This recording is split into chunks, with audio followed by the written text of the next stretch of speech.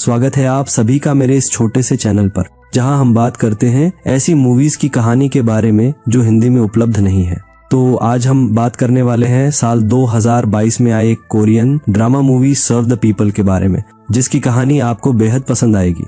कहानी की शुरुआत जैंग वैंग नाम के एक मिलिट्री कमांडर से होती है जो अपनी पत्नी सुजन के साथ रहता है। जैंग वांग एक विभाग चलाता था जिसमें कई सारे सैनिक उसके हाथ के नीचे काम करते हैं, और इस डिवीजन में जिहून नाम का एक अफसर था जिसे कमांडर के व्यक्तिगत काम के लिए भर्ती किया गया है। और इस काम में कमांडर के कपड़े धोना और उसके घर की देखभाल करना शामिल है। जिहून काफी ईमानदारी से अपना काम करता है ताकि अपनी बीवी और बच्चे के लिए कुछ पैसे कमा सके। एक दिन कमांडर सुजन से कहते हैं कि मुझे अपने आर्मी काम के सिलसिले में कुछ दिनों के लिए बाहर जाना है, तो तुम अपना अच्छे से ख्याल रखना।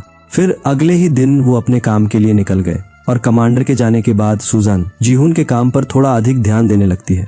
एक दिन सुजन जिहून को अपने कमरे में बुलाती है, मगर जिहून थोड़ा झिझकता है क्योंकि कमांडर ने उसे उनकी निजी जगहों पर बिना कारण जाने से रोका था। लेकिन फिर भी वो हिम्मत करके वहां जाता है। उस कमरे में अंधेरा था तो सुजन उसे लाइट ऑन करने को कहती है। जिहून उन्हें मैडम कहकर बुलाता है, जिस पर सुजन कहती है कि तुम मुझे ऐसा तभी बुलाना जब कमांडर घर में मौजूद हो। सुजन उससे उसके परिवार के बारे में पूछती है। जिहून बताता है कि उसकी पत्नी और बेटा गांव में रहते हैं और वो उनसे बहुत प्यार करता है। सुजन उससे पूछती है कि वो अपनी जिंदगी में क्या चाहता है। जिहून कहता है वो अपने काम में तरक्की चाहता है ताकि अपने परिवार को बेहतर जीवन दे सके। ये सुनकर सुजन ने उसे जाने के लिए कहा। अगले दिन जिहून सब्जियां लेकर घर आता है तो सुजन उसे फिर बुलाती है। वो कहती है कि तुम्हें ताज़ा होकर आना चाहिए, इसलिए वो उसे साफ सफाई करने को कहती है। जिहून वापस आता है तो सुजन उसे पास आने के लिए कहती है, लेकिन जिहून झिझक जाता है क्योंकि वो काम की मर्यादा निभाना चाहता है। इस पर सुजन नाराज होकर उसे जाने के लिए कहती है। जिहून सोचता है कि शायद मैडम उसके काम से संतुष्ट नहीं है और वो भी अपने काम की सीमाओं को लेकर उलझन में है। थोड़ी देर बाद एक अफसर उसे बताता है कि सुजन उससे नाराज है और वो उसका तबादला करवाना चाहती है, लेकिन असली वजह ये थी कि सुजन उसके व्यवहार से संतुष्ट नहीं थी।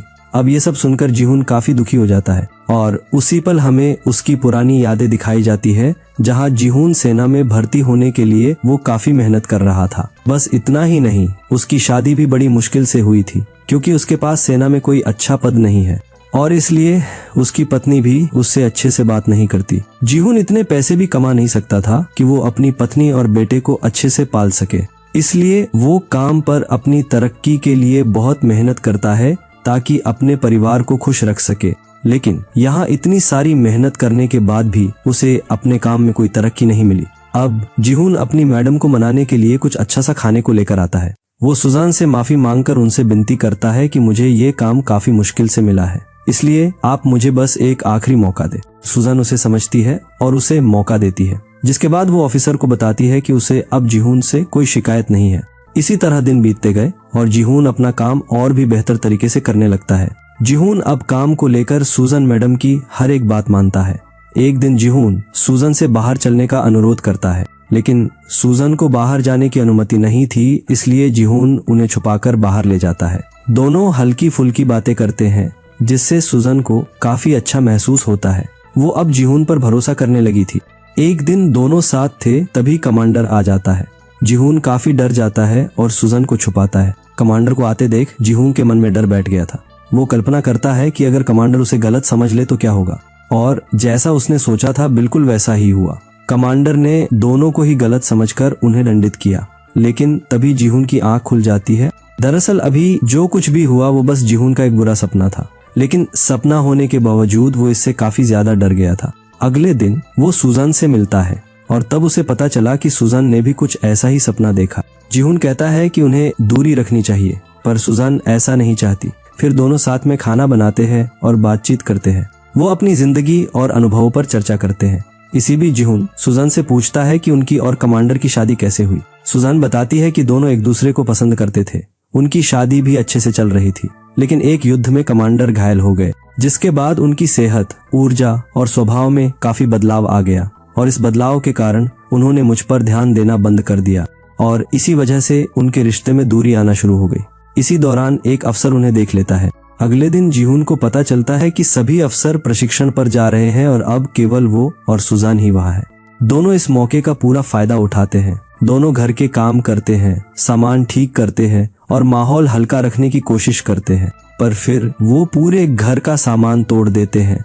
एक दिन जीहून जब बाहर से कुछ सब्जियां लेकर आता है तो वो सूजन से अपना कपड़ा धोने को कहता है, लेकिन सूजन को ये सब पसंद नहीं आता। वो कहती है कि कुछ कामों की मर्यादा होती है क्योंकि वो एक कमांडर की पत्नी है। सूजन ने उसकी बात नहीं मानी, इसलिए वो उस पर नाराज होता है, पर फिर बात शांत हो जाती है। फिर एक रात सूजन ने जीहून को बताया कि कल सुबह कमांडर वापस आने वाले हैं। ये सुनकर जीहून परेशान हो जाता है।